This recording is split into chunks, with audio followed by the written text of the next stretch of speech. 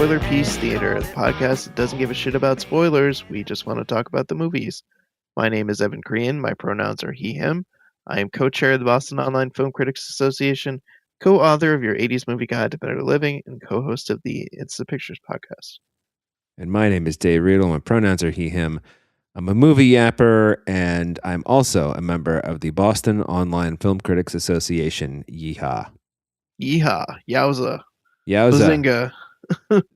Bazinga. Wait a minute. Isn't that from, what's the stupid show about the nerds? Oh, Big Bang Theory? Isn't that from Big Bang Theory? It is, in fact. Evan. You know I hate that show, too. My image of you is totally... You do? Okay, good. Yeah. All right. Have you ever noticed that Chuck Lorre shows, this guy who created Big Bang, I don't know if he's the sole creator, but Big Bang Theory and that stupid thing with Charlie Sheen, 2.5 Men. Yeah. He did. I think he also did Mom, too. He did Mom. He did Sybil Shepherd's show in like the 90s or whatever that was. All of his shows fucking suck. They are Two Broke Girls. That's one of his. They are laugh free. It is amazing. I don't have any idea how this guy has stayed where he is, whose pictures he has, whose cousin he is. That has nothing to do with today's show. No, absolutely nothing. But I'll agree that aside from Mom, which I do occasionally like and find funny, you can't just put a laugh track down and make a show funny. Just can't. I hate The Big Bang Theory. And I like, what's the main actor's name? The super dork? Oh, not Johnny Galecki. Yes. I kind of like him as an actor. I think he's can be quite fine. I even don't mind him so much in that show. But nothing he does in that is funny. Nothing that any of them do is funny. No, it's not a funny show. The whole gag is, we're dorks and our girlfriends are hot. I'm like, fuck you. Mayim Bialik is not hot, by the way. She's fine. There's nothing wrong with her. But, oh, God, that fucking show. Well, let's move on to happier topics.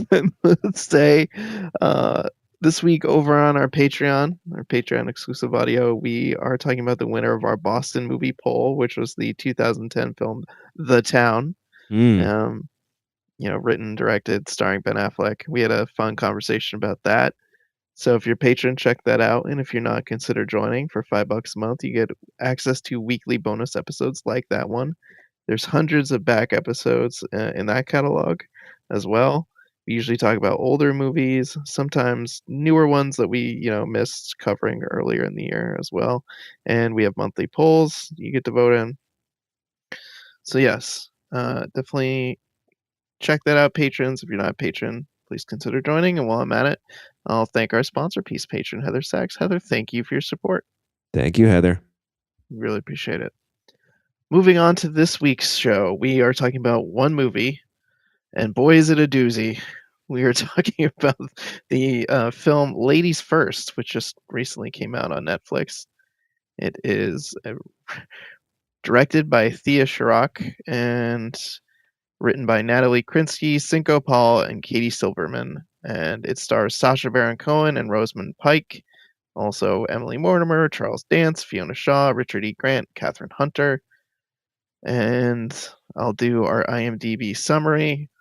A male chauvinist is transported to a matriarchal society facing challenges from a formidable female version of himself. That is... what? Formidable female version of himself? That's not true. It's not a version of himself. It's a completely different person. No, it's Rosamund Pike in an alternate reality where she would have had the advantages that he had. I know what they mean, but they worded it so poorly that it deserves to be a line of dialogue in this movie. Yeah, it's true. It's Sacha Baron Cohen is like a high up guy at an ad agency. I always love how in movies and TV they just give people jobs at ad agencies because they're like, hey, marketing, that's the like kind of snazzy career that's got presentations and clients and stakes, but it's not like boring like law or finance.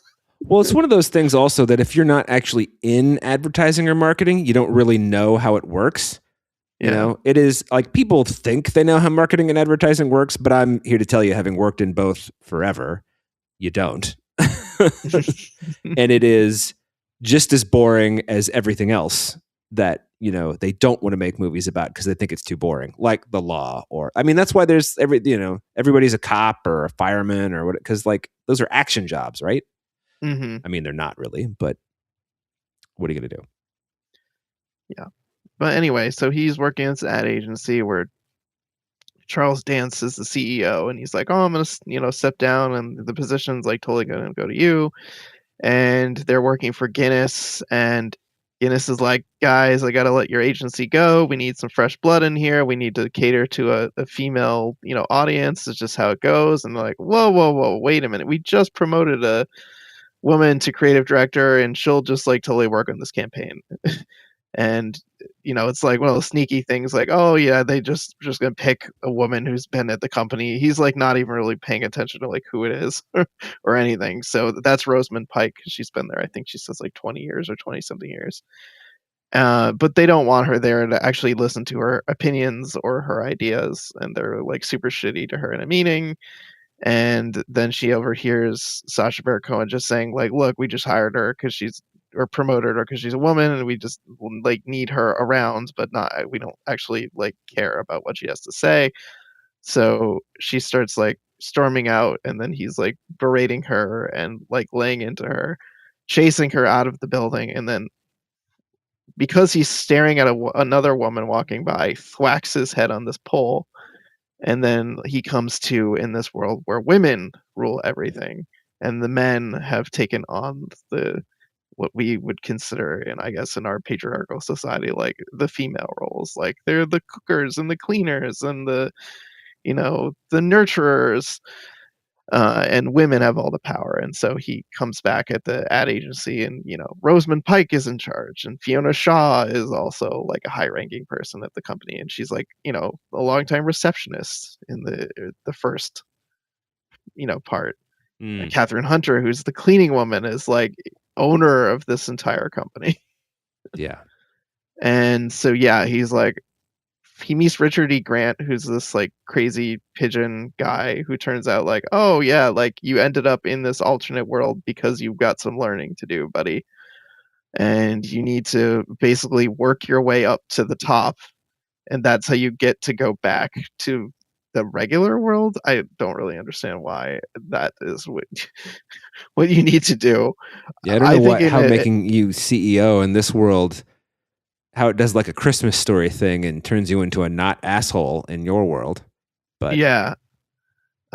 So and the thing is like throughout the movie, all he really does is just try to cheat and sleaze his way to the top, and that's like kind of how he gets there. Is like he ends up First of all, he like goes to Fiona Shaw and like hits on her, and at first she's like, "No, dude, what the fuck are you doing?" And then just like turns out she's been hooking up with like all these like guys at the company. But then he goes to her house and she orgasms to death. I'm going to give this movie a little charity and say she orgasms to death or comes to death or whatever you want to say, and then she has a heart attack. That would Yeah. be, but to your point, that's what they're implying. Yes. Right. So he doesn't get that opportunity. And then like he throws himself into this like race to become the CEO and is competing Which makes against no sense because it's clear that he is significantly lower on the totem pole than even Rosamund Pike was in his regular world, right. you know? Yeah. And like he gets to experience like being in the meeting with, the Guinness account, which has a male CEO, which is a big deal at there in this reality. And like no one wants to hear what he has to say. Well, yeah, he's like competing with Rosamund Pike to become the CEO, and meanwhile he like gets a makeover, and he's looking all like buff with like sleeveless shirts and nice hairdos and waxed everything. Yeah, his second hairdo looks like shit, by the way. But I Yeah, hope that's the point. I don't know. yeah, I think his first hairdo honestly looks kind of better. Look more natural at least. I like some of the clothes that they dress him in later. I think some of the clothes are kind of fun and stylish. I think that's the only thing I liked about this movie. There The are clothes were kind of fun. there are a few things I liked, but they're all kind of related. I sort of liked it when, at for example, Glenda's funeral, instead of saying "ah men," they say "ah women," and then later in the movie when Rosamund Pike is going to say "motherfucker," she says "fatherfucker," and those are the kinds of things that I thought, okay, if everything were as, I hesitate to use the word subtle, but if everything were as subtle as this, it would make this movie a whole lot better. The problem is this movie is so fucking broad that it has no room for subtlety, nuance, and dare I say, Evan, it has no room for good ideas. This is the first time, Dave, that I've watched a movie and legitimately thought, I think this was written by AI.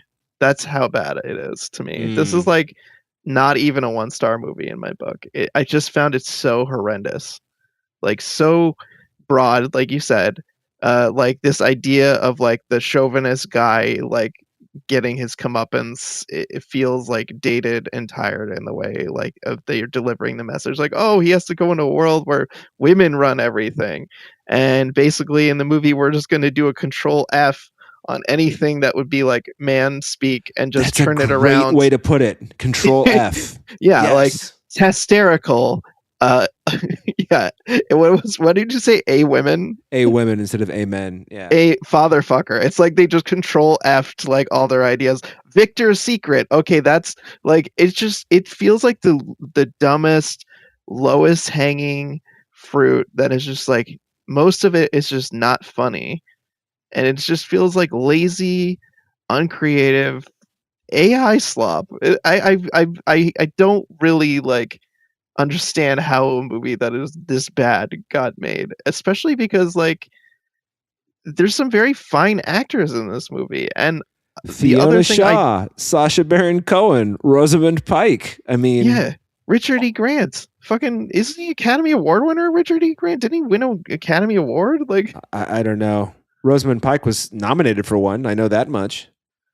yeah, like The thing about whoever wrote this, whether it's AI, which I actually don't think it's AI because AI would know that a men and a women are not like the reverse. They're not the same. They're not two different sides of the same coin. Like a man doesn't have anything to do with men.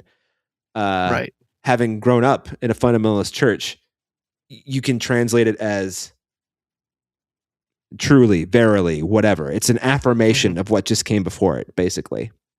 Mm-hmm. So the idea that you would just say a women is fucking stupid. You know, it sounds funny in the moment just because it's like, oh, they've really changed everything. But to your point, it's also more of like a control F thing. It's like, let's find all of the things that are even marginally sexist from a male point of view and make it just, this is like, there's this terrible movie from, I can't remember which phase of John Travolta's career,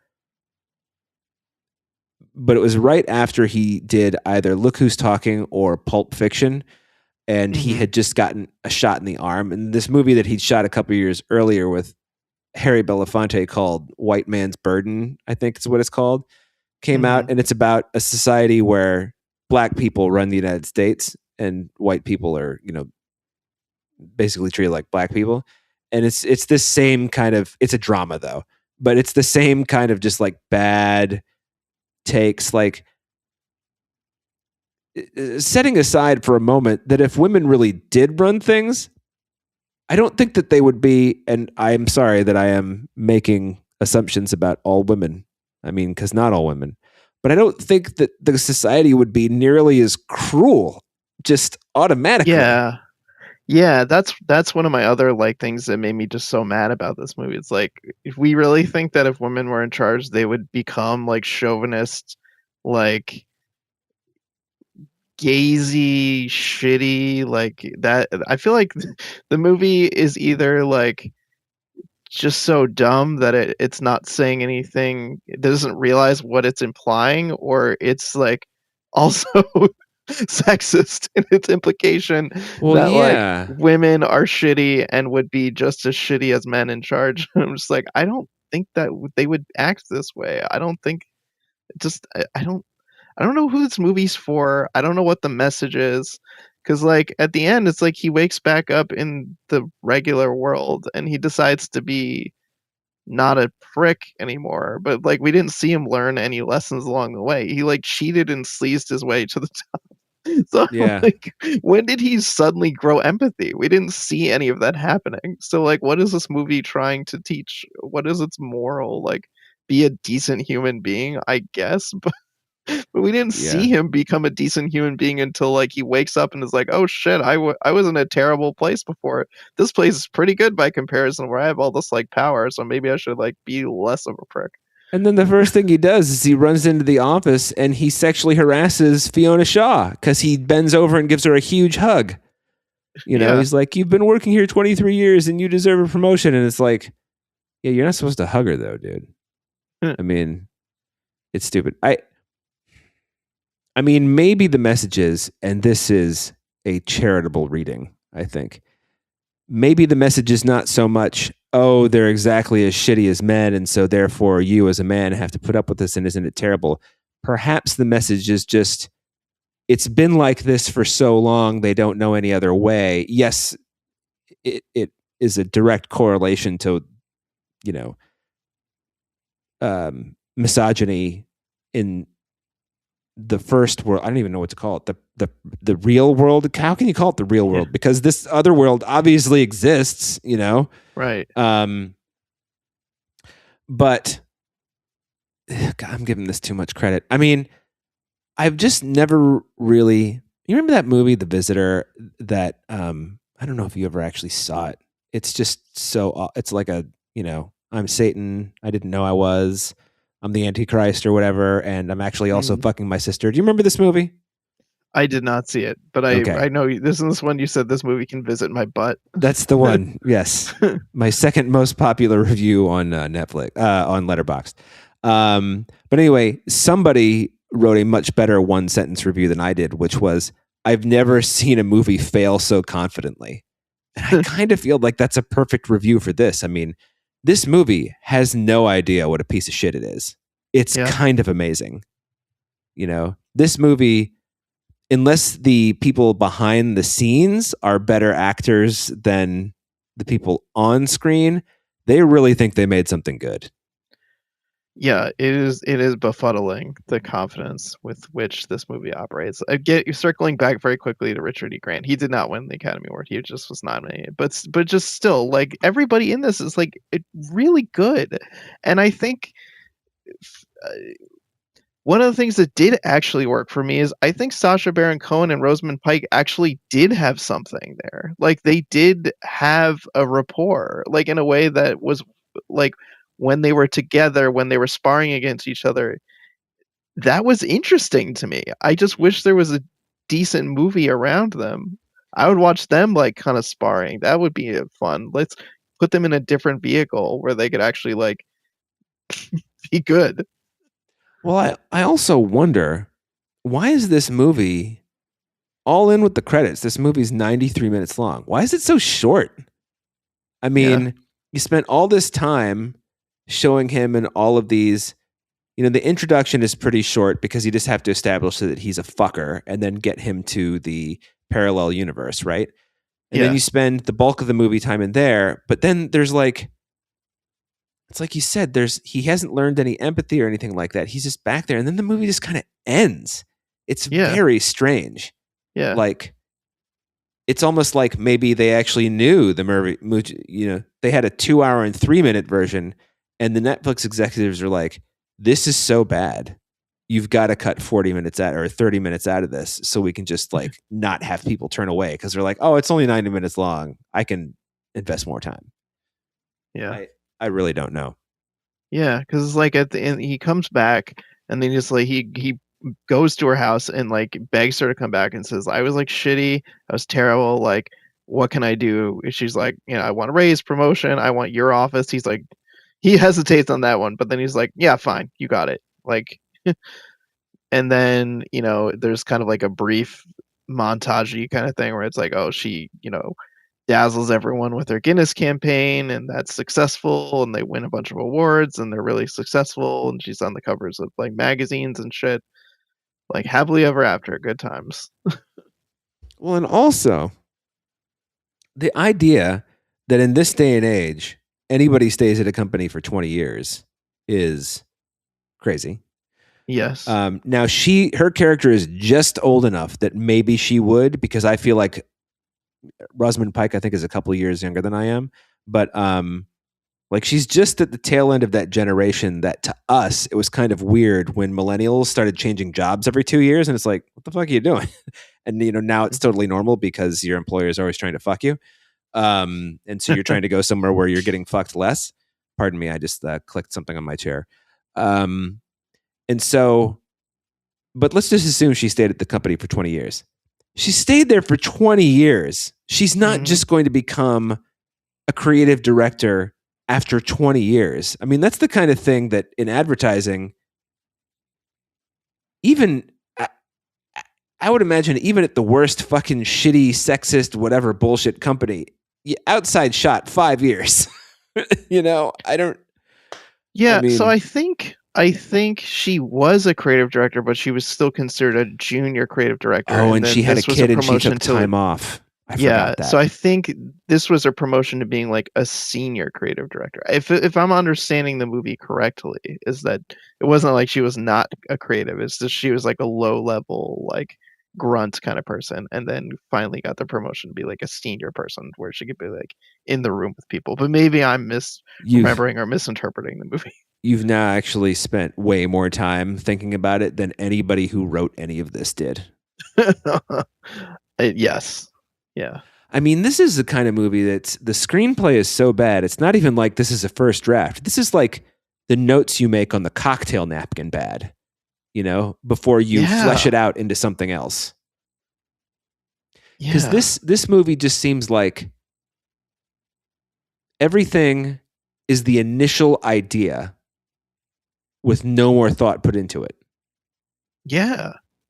It's like they didn't think through any of this shit, Right. any of the implications, like any of the message, any of what anyone is supposed to take away from this movie. And the other thing is like at the beginning, when we're in the male chauvinist, misogynist, sexist world, it's so male chauvinist, misogynist, sexist that it's like this world doesn't exist either. Yes, there is misogyny, but I think part of the reason that it works the way it does, patriarchy, because it's so subtle, like a lot of times you don't even realize you're part of the system.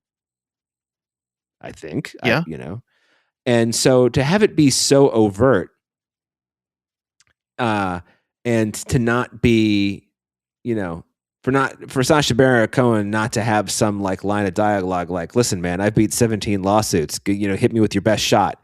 Like, it's just also incredibly stupid, Evan. I think that's where I'm coming from. This movie is thoughtless. This movie is fucking thoughtless. That might be the worst thing I can say about it. Yeah, it's thoughtless. It's, as I like to say, is DUM dumb. It doesn't even get the B. It doesn't even earn the B in dumb. That's how dumb it is. And like, what's the whole bit about like Sacha Baron Cohen? His character, he sleeps with tons of women, but he likes to like buy them nice gifts, like leave them a gift in the morning. Like, I'm like, that's a weird character trait to give somebody. Like, to be like, he's a prick. But he like weirdly pampers the woman he's sleeping with and like it's very pays strange. for things and gives her like a gift. Like, that doesn't seem like somebody who's like really a gigantic asshole. Like, he's kind of like, he sees sex as transactional, but at the same time he's also like treating the other person like a person. So I'm like, I don't really, that part wasn't really adding up to me. I guess the implication is that, he's a coward because he's trying to get them out of there with the least friction possible. So that's why he does all that stuff. Still, I mean, if you have, let's just assume that it's good sex and that he's not completely in it for himself. But let's if you have good Mhm. sex and you wake up in the morning in a nice hotel, meaning 5 stars, to breakfast and a new fucking Prada outfit, I'd be cool with that. Now, granted, Yeah. no one's trying to pick me up and then kick me out of their fucking hotel room, but whatever. Yeah. hmm I guess that's a long way of saying, like, what the fuck is this movie's problem? It doesn't make any sense. It doesn't make Yeah. it's The yeah. you were gonna say The whole idea yeah. feels like at least 20 years too late. Yeah. It's very trite. hmm But the other thing that's interesting is that it doesn't even really follow its own rules as far as like what kind of person Sacha Baron Cohen is, and because he's trying to fit more into the mold in the parallel universe. He gets the penile implant, he gets like the bra for his testicles. I don't remember what they called it. Yeah. It's fucking weird. And he's limping all around and stuff like that. And then he and Rosamund Pike get a flat tire while she's driving, and he's expected to be able to know how to like repair a flat, but he doesn't. And there's nothing in the movie about like where she's like, "Fuck you, do it. You're the fucking fix my flat." She just goes ahead and does it, and it's like, Mhm. I know a lot of guys who would rather bitch out than change, a flat. So I don't. What is the purpose of this scene? I mean, he did show empathy, granted, for completely selfish reasons by getting Rosamund Pike's daughter dental care when she couldn't get it. This is the first time, Evan, by the way, that I've ever seen Chekhov's dentist. So, kind of amazing. Yep, that's true. Yeah. Also, I, as you know, not an Emily Mortimer fan. I found her quite charmingly buried in her part. Like she kind of understood, this is stupid, I'm going to go with it. That's kind of how I felt like her performance was, and it worked for me. And one of the very few gags that did work for me, aside as from the aforementioned A Women and Fatherfucker, was her carrying all of the shopping bags while her husband was giving Sacha Baron Cohen the makeover. I just thought, yes, that was funny. It was the one thing that truly made me think, oh, a visual gag that kind of you have to think about for just a moment, Yeah. One of the few visual gags that worked for me is when he was trying to take a shower, and the shower that was just not built for a tall man. Yeah. The entire thing fell down around him. Yeah. I thought that's actually one of the only moments I think I laughed out loud while watching the movie. Yeah, that made me smile too. And I thought his cat was very sweet. Not that I mean, just the whole like the single cat lady thing, it's just so overdone, and everybody knows that it's stupid, or everybody who thinks knows that it's stupid. So to like make this like a major it's not a plot point per se, but it's it's something that they go back to several times in this movie, and it's like, right, what the fuck, man? Yeah, it's another odd character trait to give him a cat in this world and have him spend the entire time going, "You're not my cat. What are you doing here?" Yeah, like if the world knows, because Richard E. Grant is there sort of guiding him through his weird pigeon shit, literally and figuratively, then whoever is creating this patriarchal society in order to teach people a lesson, that person knows that Sacha Baron Cohen doesn't have a cat. And so now you're just going to put a cat in there so it can suffer because it's being taken care of by somebody who doesn't want it? Like, what sense does this make? Right. I'm sure we could do this scene by scene, man. If we we could. I was just looking at my notes and like the weird needle drops in this movie, like fucking Lou Reed, like Take a Walk on the Wild Side, when they're like, Walk on the Wild Side is not about that. It's about something else. His whole makeover, getting waxed to staying alive. I'm like, what? Why was that a choice? That was very strange, because there's also that line. I know that song well enough to know you probably know it too. Whether you're a brother or whether you're a mother, staying alive. It's like, what does this song have to do with anything going on here, other than the fact that it's got a great beat and a great bass line? Yeah. Yeah. Or when he decides he's asked to play something on piano and he plays Pony. I also have a hard time believing that would impress them, because the implication is also that they've never heard that before, right? I guess so. Yeah, not clear whether Pony exists in this world or not. Because it took me a moment, but I recognized it, and I was just like, I don't really think this should be going over like it is, you know? Yeah. Oh man. Yeah. But you know what? I've decided, Evan, Spoiler Piece Theater needs to start writing movies, and here's what we'll do. Okay. We'll just, dump some stuff into ChatGPT, tell it to make the screenplay 120 pages, roughly 2 hours. And then you and I will go back and edit it into something presumably more competent, and then we'll shop it around. Sounds good. Yeah. I just looked at another thing in my notes that also boggled my mind. Getting back to the fact that it's like, okay, we have this matriarchal world where women are gazy and shitty. Why in this world would all of the women's boobs be hanging out of their shirts? Like, all of their shirts have like tons of cleavage, and like Fiona Shaw is basically like almost topless in that one scene where she's like wearing that robe. I'm like, why in this world, if women are in charge, why would they still be wearing these like crazy cleavagey things? Like, that to me also made zero sense. Yeah, I think the thing that would make more sense is just that none of them would wear bras, right? Because every woman I know at one point has said, it's like, I fucking hate wearing these things. So Yeah. maybe, I mean, I don't think they'd be showing them off more, right? Or maybe it's supposed to be like a power play. I don't know. That just made no sense to me. Muddled is another word I would use to describe this narrative and its direction and its music choices.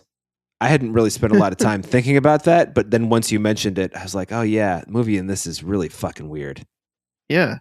And then like a lot of the other songs are women sung covers. Like, there's a cover of Mad World in this. I know. What? Which Mad World is it's not, you don't use it for the light comedies, right? No. I mean, The Dreams in Which and Dying are the best I've ever had. Yeah. I mean, the name of the album that song comes from is The Hurting. Yeah. And just like, there's so many bizarre choices in here that they're real head scratchers. And you know what really blew my mind at the end is when it said, this is based on another Netflix movie. It's based on a French Netflix movie.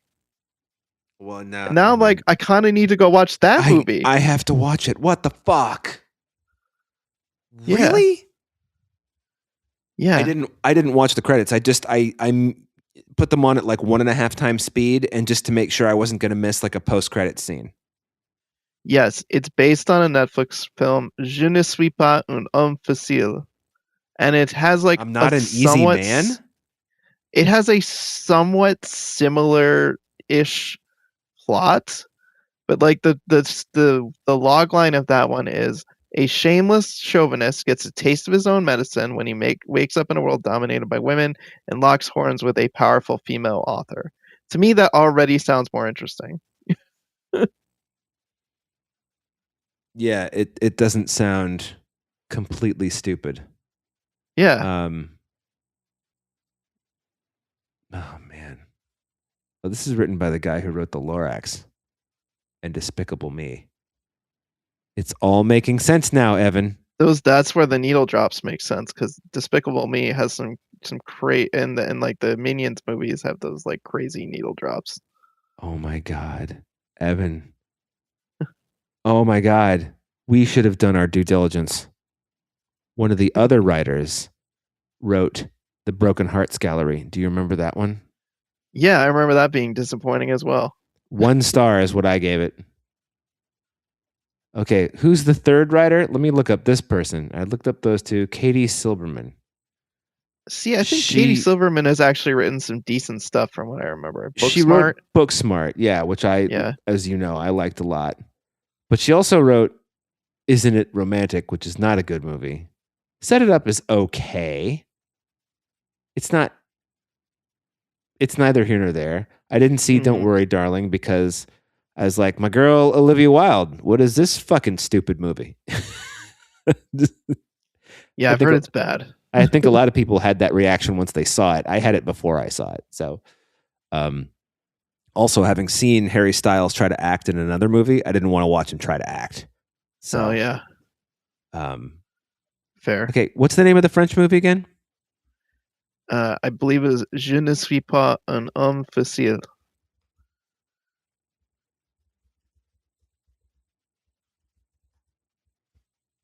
Yeah, I'm not an easy man. I did correct that. Translate that correctly. Yeah, I knew you did. I didn't know that was a question. Oh, no. I remember when you said that, I was like, there's a movie called I'm Not an Easy Man, which I have to tell you, that title doesn't even really make sense to me. No, it does not. It doesn't make sense to me either. Like, easy as in, like, easy to sleep with, or, like, easy as in, like, you're, like, a prick? I mean, I guess it could kind of work on multiple levels, but I guess I would need to see the movie to see if I see a through line between the title and the plot.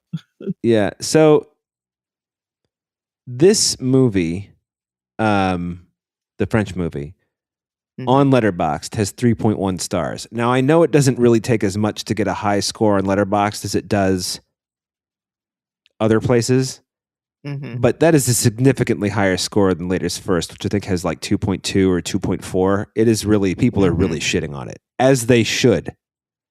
Yeah, it sucks. It's no nice way of saying it. It sucks. Yeah, it really does. Well,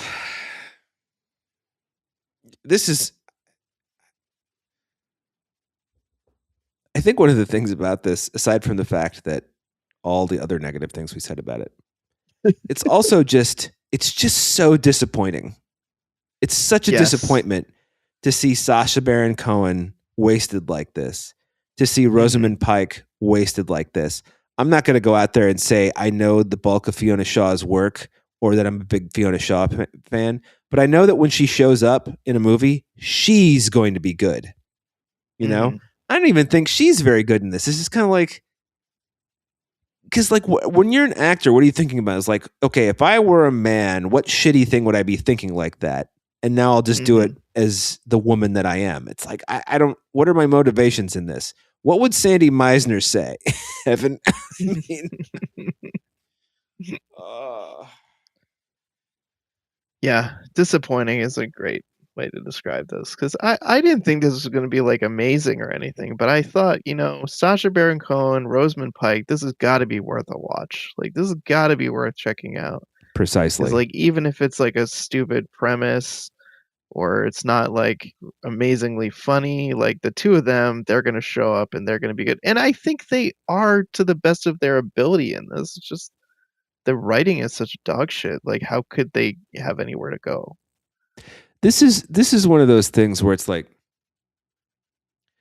when you are doing a movie or a movie is being shot, whatever, and they're casting roles, and then they cast somebody who you would never think should play that part, and then they turn out to be amazing. This is why I feel like Sacha Baron Cohen is tough, because he's Sacha Baron Cohen and he just does long form improv comedy, and a lot of it is very good. A lot of it is stupid, but a lot of it is very good. But I've always thought, like, this is not a serious movie per se, but this is one of the few movies that I can remember in a long time where he's played a character that he didn't create. I know that he did the, what was the last? He was in Les Mis, and of course that role was perfect for him.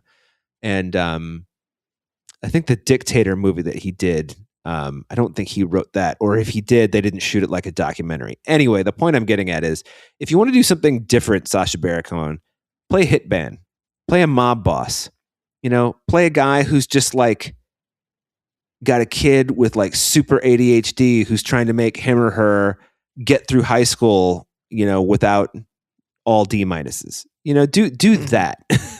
Do something that's so far outside the box, because this is one of those things that's like, we know he's charming. We know he's charismatic and funny. We know he's a fine actor. What are you wasting your time in this shit for? And all the same thing was with Rosamund Pike. She's just phenomenal in so many things. And then she fucking does this? I can only assume that they get a screenplay and they read it and they're like, yeah, okay, it's not amazing, but it's very different from what I've done before. It could be, I get to work with Rosamund Pike, I get to work with Sacha Baron Cohen, whatever. Right. And then over time, before they start shooting, it just becomes worse and worse and worse and worse because more executives get their hands involved. And then you get this. I'm hoping that's what it is. I hope that neither of them was so starved for work that they took this job. Okay, rant over.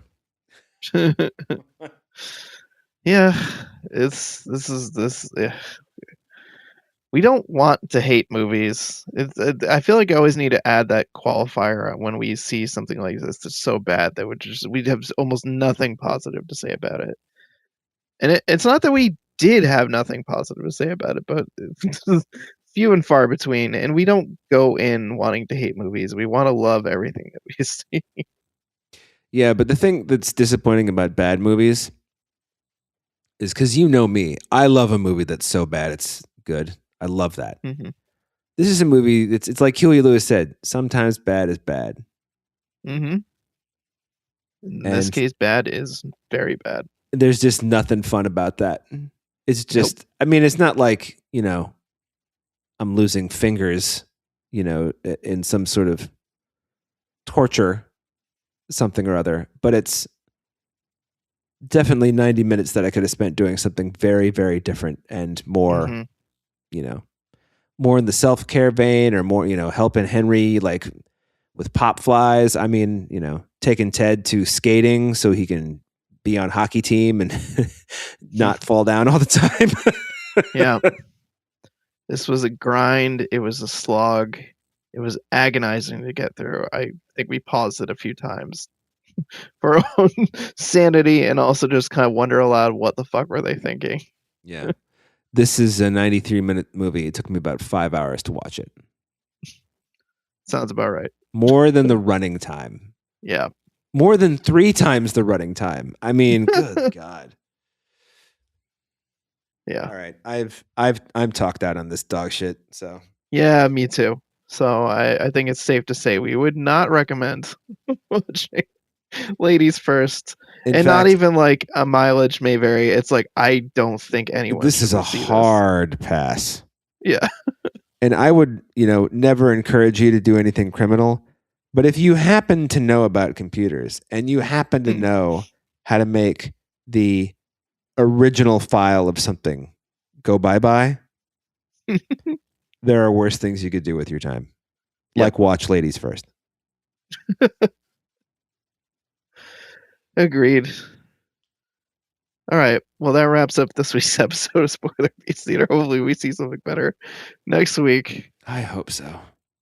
Me too. Although, based on what we just, emailed for screeners, it's up in the air. Although, yep. I got to tell you, man, I don't know how it could be much worse if it is. It's true. Yeah. Well, let's hope it's better. Anyway, I want to say a huge thank you to our editor, Otto Klamer. Otto, thank you for making us sound so great week after week and listening to rants like this. Yeah, thanks, Otto. If you, let's see, you can find the show anywhere you get podcasts. We also have a website, spoilerpiece.com. You can go there and check out our merch. We've got a TeePublic store. You can support the show. T-shirts, mugs, pillows, etc., notebooks, all kinds of good stuff there. Let's see. You can get in touch with us on social media, or you can email us, spoilerpiece@gmail.com. Let us know that we're just totally wrong about Ladies First. talk to us about Boston movies like The Town, which I talked about over on Patreon. Yeah, any of that good stuff. And if you like the show, please rate and review us. Go to ratethispodcast.com/spoilerpiece. That'll take you to your platform of choice, or you can also rate us directly on Apple Podcasts or Spotify. We appreciate that. All those ratings and reviews help give us cred in the podcast world. And if you really, really like the show, please consider joining our Patreon. As I mentioned before, in this week's exclusive audio, we talked about The Town. It was the winner of our Boston Movies poll. And for $5 a month, you get weekly bonus episodes like that. There's hundreds of back episodes of that. You get to vote in monthly polls. So, yeah, check that out. And I think that's all the stuff I'm supposed to say. So, my name is Evan Crean, co-chair of the Boston Online Film Critics Association, co-author of your 80s Movie Guide to Better Living, and co-host of the It's the Pictures podcast. You can follow me on social media as Real Recon, and that's real as in film reel. And my name is Dave Riedel. I yap about movies. And if you want to find me on the interwebs, on all the social medias, I'm Dave Sees Movies, except on Blue Sky, where I'm David Riedel, and Twitter, where I'm X Can Suck a Dick. Still makes me laugh. It'd be funny if you were also on Blue Sky as X Can Suck a Dick. Yeah. Maybe I should go and take that one. Definitely. All right, folks. We'll see you next week. All right. Bye.